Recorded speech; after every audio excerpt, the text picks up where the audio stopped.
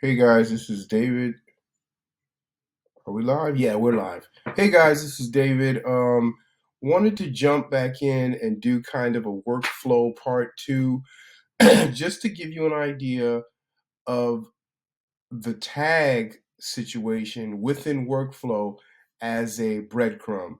So when I upload a list of names to GoHighLevel, I'm going to create a tag here, and that tag is going to be, again, as mentioned in part one. We're working with med spa, so we're looking at.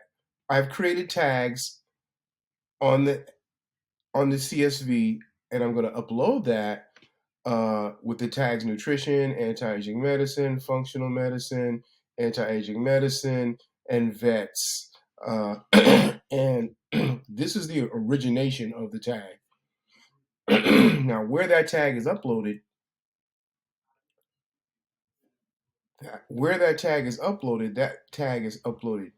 here.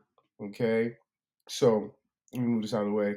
So what you do is you'd be inside your sub account where it has Rogers Media. That's my sub account, and I would click on tags right here, and here are the tags that I've um, added.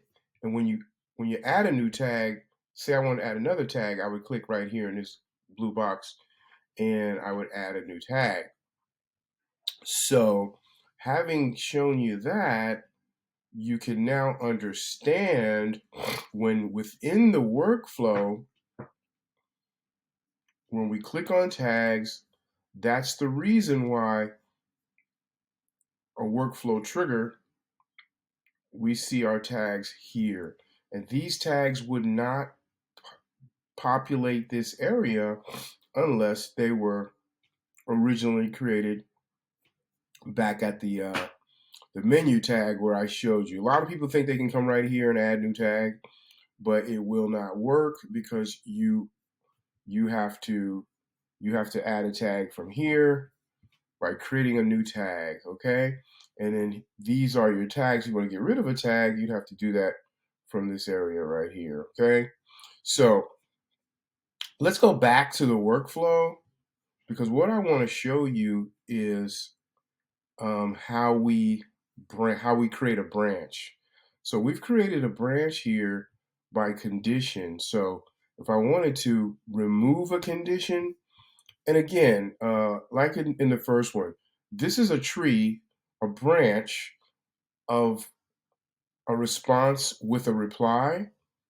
Here's a tree. Here's a branch of a tree with a response of someone who did reply, but we want a separate email because based on a keyword which they've mentioned in their email. So we take a look at right here, and we look at the branch, and we'll see that we can add a branch here or remove a branch, right? So we added a branch. It's a second email, but this email that came through is contained a keyword. Social media was the keyword, or lead generation was a keyword. So what that allows me to do is make a more focused email, second email, automated second email that goes out to this person, distinguishing the fact between someone who applied and just a general reply, or someone who had a specific keyword in their email response to my initial email. And then again, here's someone who didn't respond at all. We're going to send them a second email, and here we're going to send them a third email. This one goes out after 3 days. This one goes out after 2 days. If they still haven't responded, then we discontinue reaching out. So there you go. Just wanted to get a part two on workflow. This is really a micro view of workflow, like how it really flows. We're going to get into settings and enrollment history and execution logs. You can probably I'll do a video on that, but I just wanted to get really granular on what a workflow is and how it's constructed. So hope this helps, and let me know again. My link is in the description. My affiliate link is in the description. If you like this video, like and subscribe, and we'll just keep more of these micro videos coming for you.